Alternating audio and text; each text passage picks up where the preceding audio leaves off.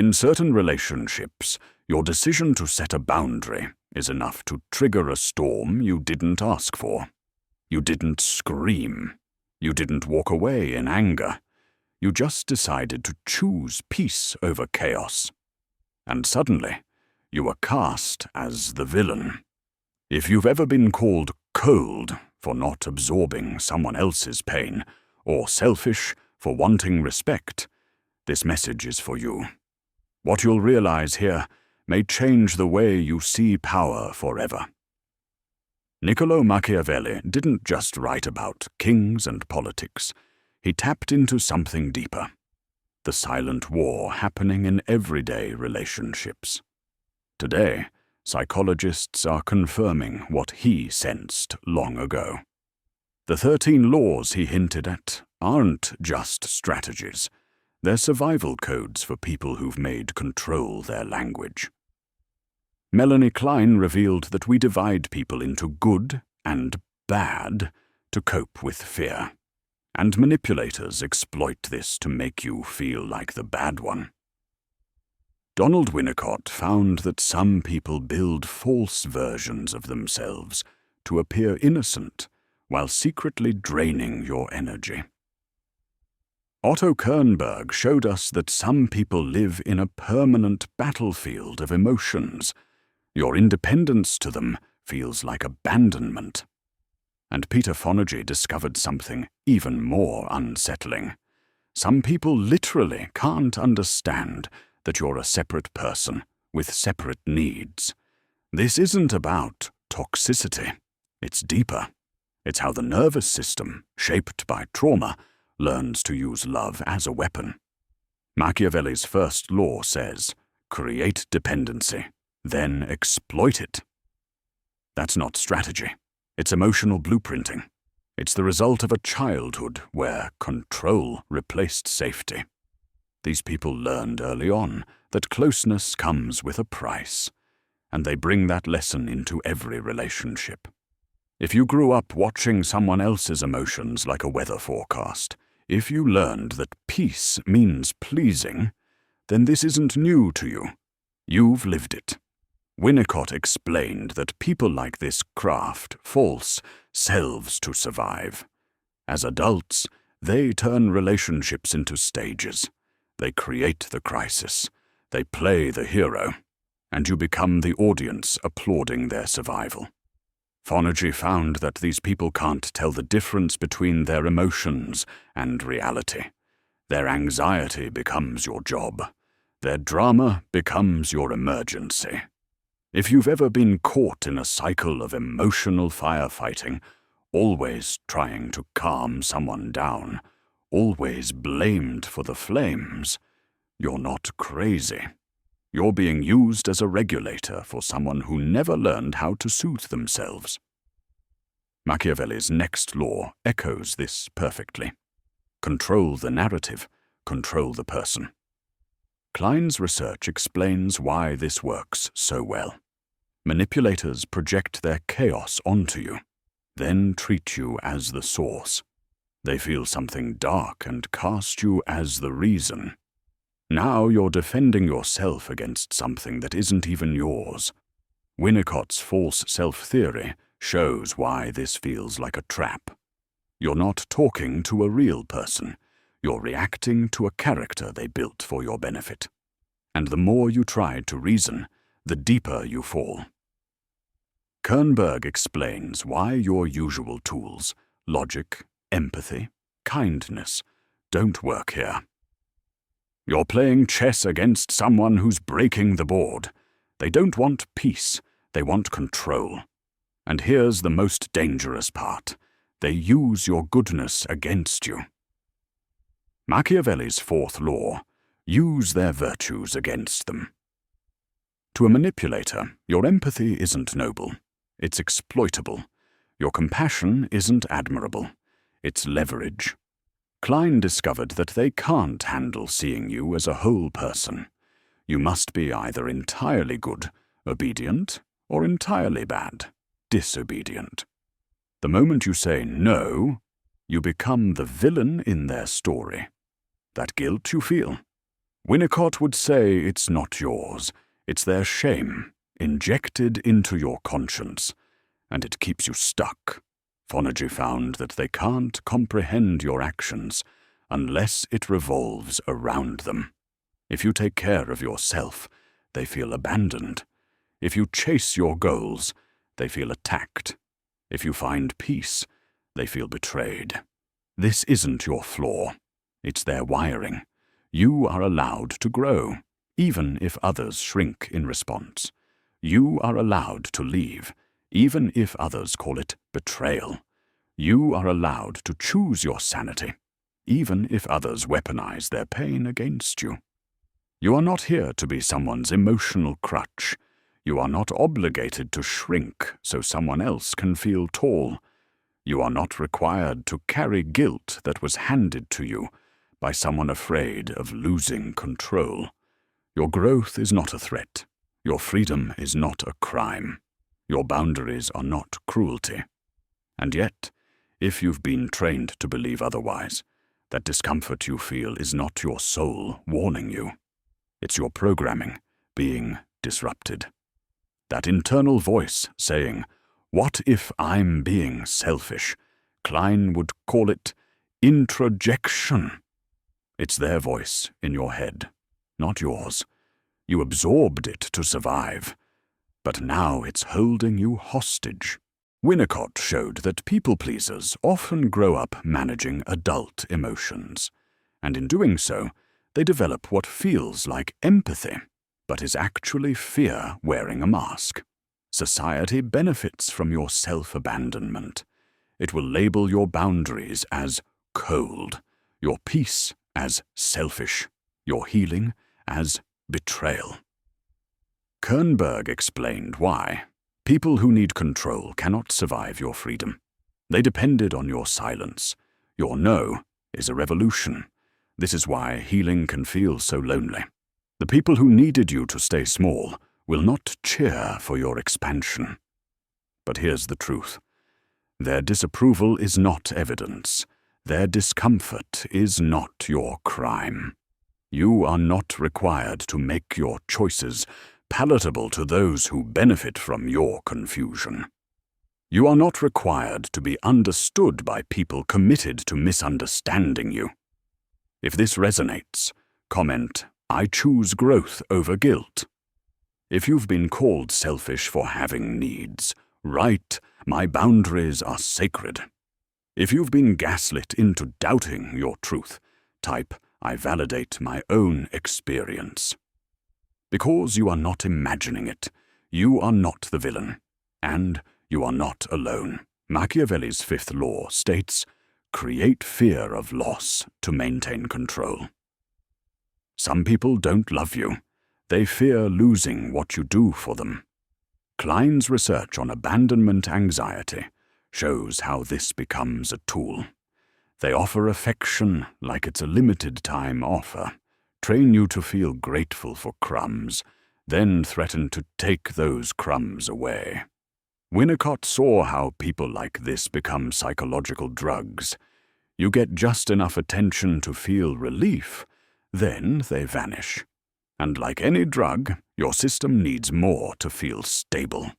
You wait for their validation, like rain in a desert, blaming yourself for the drought they caused. Fonergy's research shows that they don't see you as a person. You're a function, an external emotional regulator. Your anxiety proves your loyalty. Your panic feeds their power. And when you stop reacting, they raise the stakes. If you stop caring, they get louder. If you stop chasing, they run. If you stop rescuing, they collapse, loudly. But it's not personal. It's structural. Without your reaction, they don't know who they are. And when you begin to step back, you'll hear the stories they spread. You'll be called selfish, heartless, cold. But none of it will be about you. It'll be about their fear of no longer controlling you. If this video is giving you language for what you felt your whole life, comment, "I choose consciousness." If you've been told your boundaries are betrayals, or your silence is violence. Comment, my boundaries are sacred. Your experiences are not exaggerations. Your limits are not punishments. They are your protection. If you've spent years wondering whether you were the problem, comment, I see the patterns now. You weren't too much. You were just too aware. You weren't too sensitive. You were reading signals others ignored. If you're done being trapped in guilt that doesn't belong to you, comment, I release manufactured guilt. And if you're finished managing other people's reactions to your growth, write, my peace is not negotiable. The people who needed you to remain confused will never applaud your clarity. That's why this next law matters more than you know. Machiavelli's sixth law: appear weak when strong, strong when weak. Winnicott's false self-theory explains this. It's the performance of vulnerability to mask control. They show you a scar, and you hand them your sword. They talk about pain just enough to keep you from setting boundaries, reveal selective softness just enough to keep you hopeful. You think they're finally opening up, but it's rehearsed. They've learned how to cry without grieving, apologize without changing. They build trust through confessions that go nowhere. It's the illusion of closeness without the risk of change. Klein's work on splitting explains the next one. Machiavelli's seventh law: keep others emotionally off balance. They can't handle mixed feelings, so they split reality into extremes. Today you're loved, tomorrow you're the enemy. It's not mood swings, it's manipulation, because in extremes they control the narrative. You get addicted to winning their approval again and again. Your nervous system lives in cycles of anxiety and relief, and the more confused you get, the more in control they feel.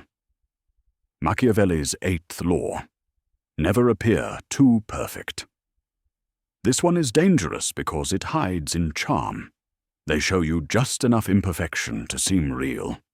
But it's curated, controlled vulnerability, a crack in the mask to keep you leaning in. They tell you about their flaws, not to heal them, but to gain your trust. It's emotional bait, and you take it because you're kind, because you believe people change when they're honest. But honesty without accountability is strategy, not growth. Machiavelli's ninth law: win through actions, not arguments. Kernberg's research shows us why. These individuals live in a world where words don't mean what you think they do. You explain, they twist. You clarify, they confuse. Eventually, you stop trying. That's the goal. They don't argue to understand. They argue to exhaust. Machiavelli's 10th law: do not build fortresses around your heart. Isolate theirs. What sounds like intimacy is often surveillance. They ask deep questions. They get close fast. But when it's time to open up themselves, they vanish into vagueness. They're not connecting. They're collecting. Every detail about you becomes a lever, a file. But when you ask about them, you're met with fog. You'll know everything about their childhood trauma, but nothing about their actual emotional world. Machiavelli's 11th law: keep others dependent. Fonagy's research proves it. These individuals can't self-soothe. You become their emotional power outlet. When you're useful, they reward you. Just enough affection to stay hopeful. But if you pull back, they panic. They rewrite the story. You become the villain, not because you did anything wrong, but because you stopped playing your part. Machiavelli's 12th law: use selective honesty to disarm. This one is subtle. They tell you the truth, but only the truths that cost them nothing. They admit a small flaw to make you trust them. But when it matters most, they hide behind silence or spin. What they give you isn't intimacy. It's illusion. Real honesty means risk. They offer performance. Machiavelli's 13th law, when asking for help, appealed to self-interest, not mercy. They understand that people act when it benefits them. They don't plead, they package. They present their needs in ways that make you feel selfish for saying no. But none of this makes them monsters. These are survival strategies born of pain. Somewhere along the way, they learned that manipulation was safer than vulnerability. Control was safer than connection. You're not cruel for recognizing this.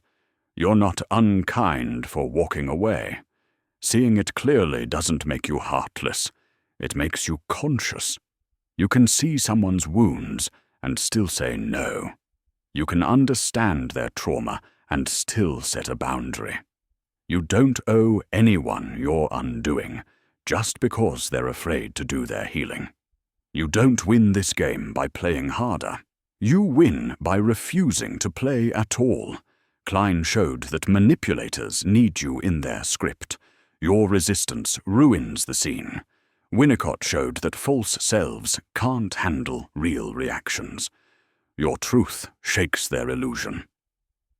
Kernberg explained why they panic when their control slips. It's not defiance to them, it's threat. And Fonergy? He proved that your clarity, your refusal to play along, is seen as betrayal, because they literally can't comprehend autonomy.